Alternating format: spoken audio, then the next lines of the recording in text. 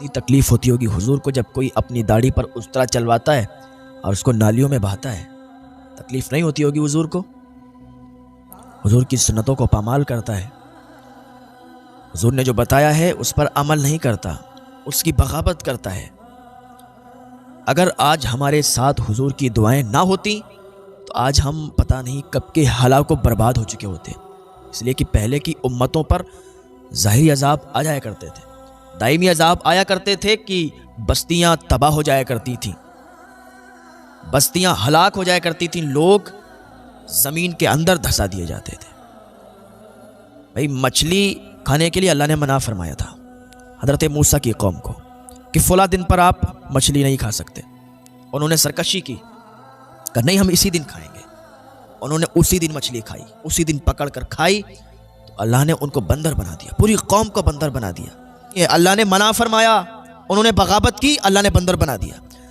آج اللہ نے حکم فرمایا، ہم سب اللہ کی حکم کی نافرمانی کرتے ہیں، اللہ کے حکم کی بغاوت کرتے ہیں.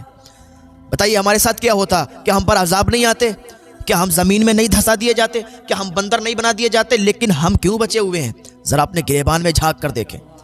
حضور کی وجہ سے بچے ہوئے ہیں، اس نبی کی وجہ سے بچے ہوئے ہیں کہ جو پیدا ہوتے ہیں تب بھی امت کو یاد کرتے ہیں، اور جب آخری وقت آپ کا ہوتا ہے تب بھی آپ امت کو یاد کرتے ہیں. آج امت حضور کو کتنا یاد کرتی ہے، حضور کی بتائی ہوئی باتوں کی بغاوت کرتی ہے، حضور کی سنتوں کو پامال کرتی ہے. کون سی امت جس کے لیے حضور روئے ہیں، جس کے لیے حضور بخشش کی دعائیں کر رہے ہیں. وقت ہوگا نا میدان محشر میں، قیامت کے دن سب نفسی نفسی ہوگا، کوئی کسی کا نہیں ہوگا. تمام انبیاء جمع ہوں گے، سب کی امتیں ہوں گی، لیکن سب سے آگے مصطفیٰ کی امت ہوگی، ہم لوگ ہوں گے. اور سب کوئی عیسیٰ علیہ السلام کے پاس جائے گا، کوئی موسیٰ علیہ السلام کے پاس جائے گا، ہر نبی کے پاس سب جائیں گے. بخشش کروا لیجئے. کیا جواب ملے گا؟ آج نہیں، میں نہیں کر سکتا. دوسرے کے پاس جاؤ، آدم سے لے کر تمام نبیوں کے پاس جائیں گے لوگ، لیکن جواب نہ کا ملے گا. اسی دوران ایک آواز آئے گی، امتی امتی. آواز آئے گی، امتی امتی. اے میری امت، گھبرانے کی ضرورت نہیں ہے، پریشان ہونے کی ضرورت نہیں ہے، تمہیں بخشوانے کے لیے میں محمد حاضر ہوں. اب سوچیں ذرا کہ اسی دوران آواز آئے گی، امتی امتی. سارے لوگوں کے کان کھڑے ہو جائیں گے، کدھر سے آواز آئی؟ دیکھیں گے تو مصطفیٰ جان رحمت تشریف لاتے ہوں گے. وہ نبی ہیں جنہوں نے ہمیں یاد کیا، یہاں بھی یاد کیا، وہاں بھی یاد کیا. آج ہم نے کیا کیا ہے؟ اپنے دل سے اس نبی کو نکال دیا ہے، اپنی سوچ سے اس نبی کو نکال دیا ہے، اپنی مکان سے، اپنے دکان سے، اپنے گھر سے، کاروبار سے اس نبی کو نکال دیا ہے. اس نبی کی بتائی ہوئی باتوں کو ہم فالو نہیں کر رہے ہیں. آج ہم کس کی بات فالو کر رہے ہیں؟ فلمی اسٹار کی باتوں کو ہم لوگ فالو کر رہے ہیں. اگر کوئی فلم نئی آئی ہے، اس میں کوئی لک نیا آیا ہے تو ہم اس کو اپنا لے رہے ہیں. کسی کے بال لمبے ہیں کسی مووی میں تو اس کا لک ہم اپنا لے رہے ہیں. اگر کوئی رومال ڈالے ہے مووی میں، اس کا لک ہم اپنا لے رہے ہیں. آج ہم نے اپنا آئیڈیل حضور کو نہیں بنا رکھا ہے، ہم نے اپنا آئیڈیل فلمی اسٹار کو بنا رکھا ہے.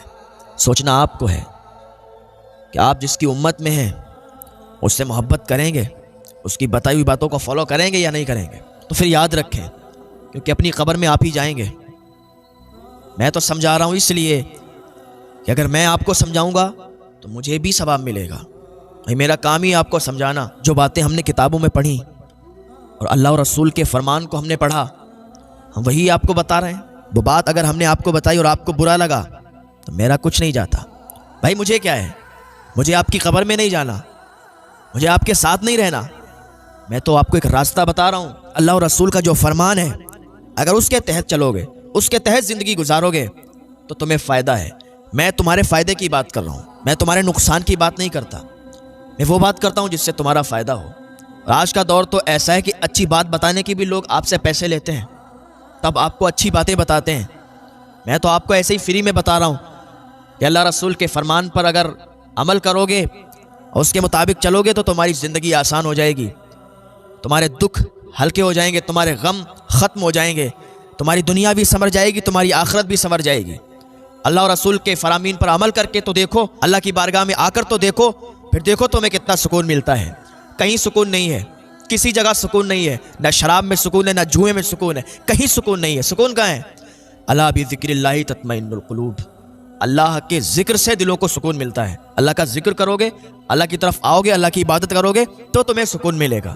میں اللہ اور رسول کی باتیں بتاتا ہوں، اگر کسی کو برا لگے مت سنو، اس لیے کہ تمہیں اپنی قبر میں جانا ہے، مجھے اپنی قبر میں جانا ہے، سمجھانا میرا کام ہے۔ میں سمجھا رہا ہوں، میں سمجھا دیتا ہوں۔ جو عمل کرتا ہے وہ کر لیتا ہے، توبہ کرتا ہے اللہ کی بارگاہ میں، اللہ معاف فرمانے والا ہے۔